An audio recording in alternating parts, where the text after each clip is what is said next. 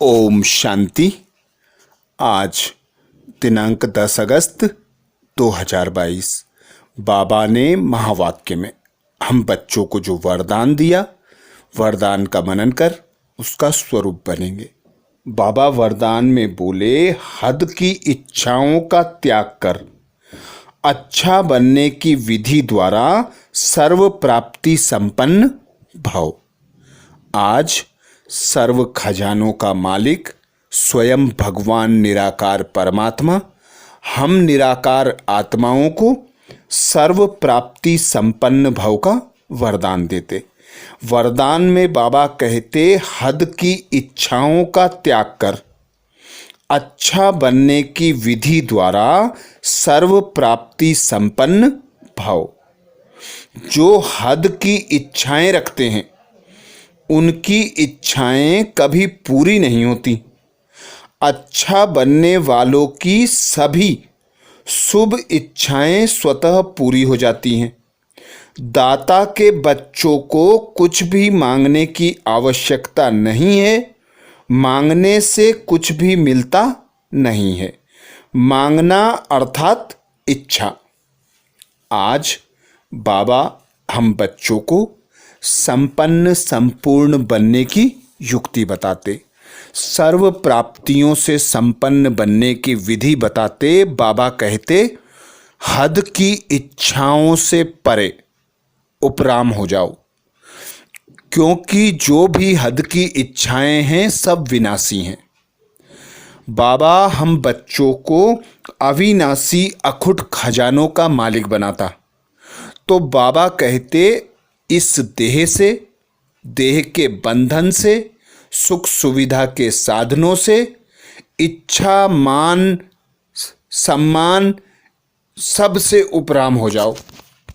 बाबा हमें आकर श्रेष्ठ मत देते और सदा यही श्रीमत देते कि एक श्रेष्ठ कर्म करने का 100 गुना संपन्न फल आपके पास आएगा, आपको सर्व प्राप्तियों से संपन्न बना देगा।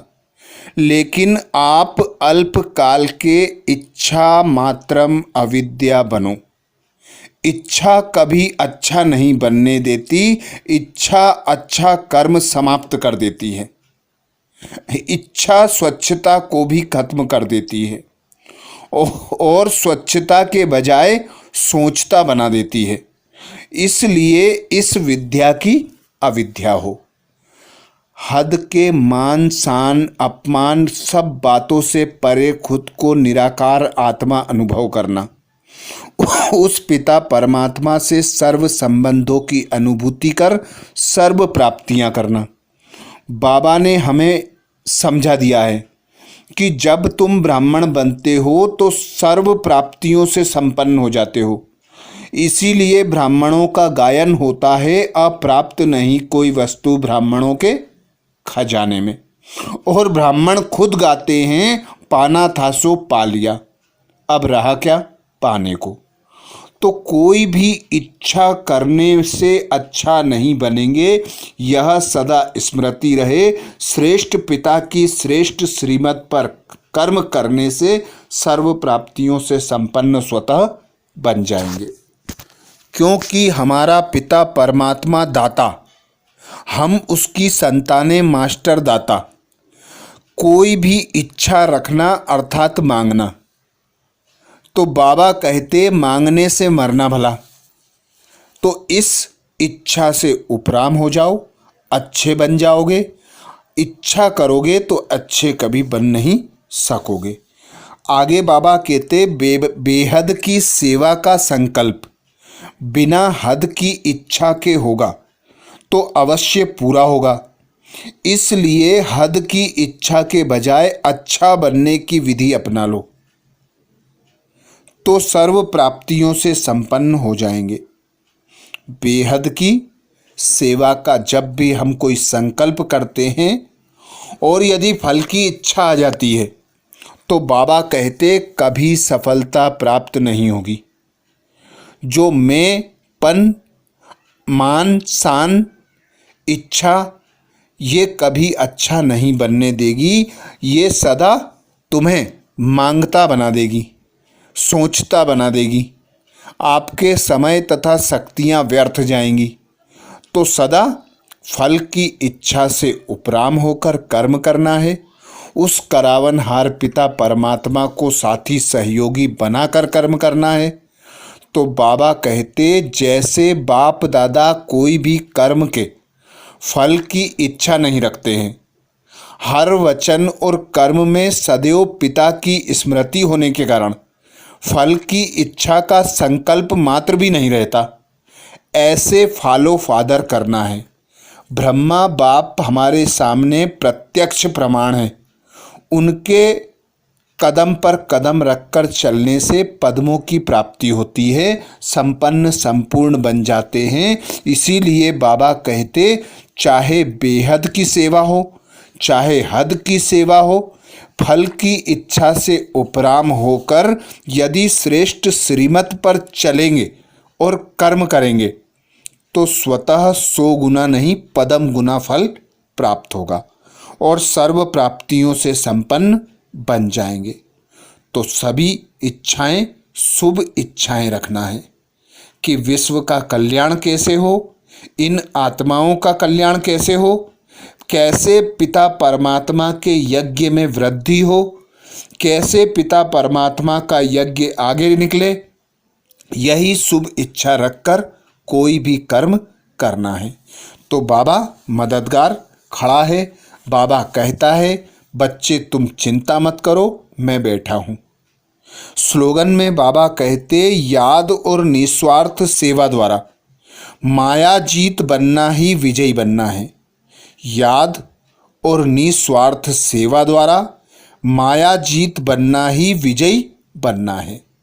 जब हम अपने मन और बुद्धि को बाबा पर एकाग्र कर देते हैं, उस पिता परमात्मा की श्रीमत अनुसार बाबा के यज्ञ की सेवा करते हैं, चाहे स्थूल कर्म हो चाहे रूहानी सेवा हो, हर कर्म में पिता परमात्मा की याद रहे, पिता परमात्मा साथी सहयोगी बनकर रहे, तो माया का कोई भी रूप हमें टच नहीं करता।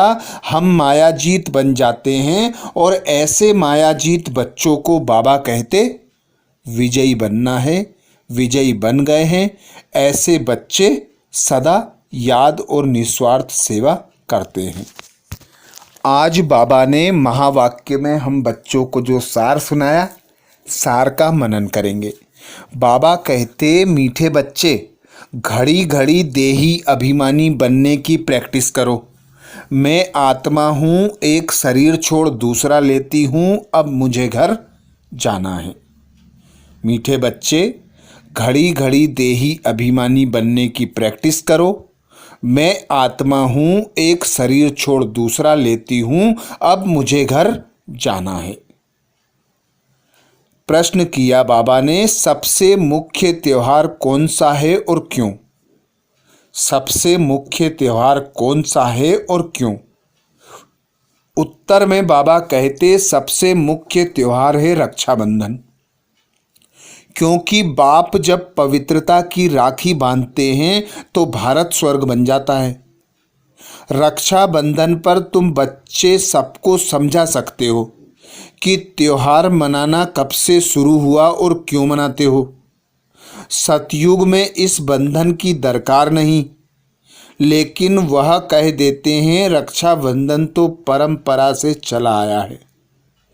तो बाबा की यही श्रीमत कि रक्षाबंधन सतयुग में नहीं मनाया जाता, यह सबको समझाओ कि परम पिता परमात्मा कल्प कल्प संगम युग पर आते हैं, सबको पवित्रता की राखी बंधाते हैं, जिससे पवित्र प्रवृत्ति गृहस्थ आश्रम की स्थापना होती है, जो भारत में सतयुग के समय पर था।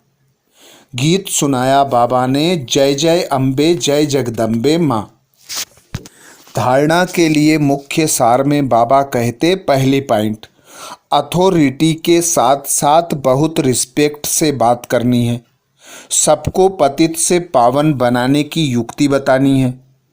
अथॉरिटी के साथ साथ बहुत रिस्पेक्ट से बात करनी है। सबको पतित से पावन बनाने की युक्ति बतानी है। दूसरा पॉइंट बाबा कहते, एक अव्यभिचारी याद में रहना है, किसी भी देहधारी के नाम रूप को याद नहीं करना है, पावन बनने की प्रतिज्ञा बाप से करनी है। एक अव्यभिचारी याद में रहना है, किसी भी देहधारी के नाम रूप को याद नहीं करना है, पावन बनने की ही प्रतिज्ञा बाप से करनी है। तो ये थे बाबा के 10 अगस्त के महावाक्य। अच्छा, ओम शांति।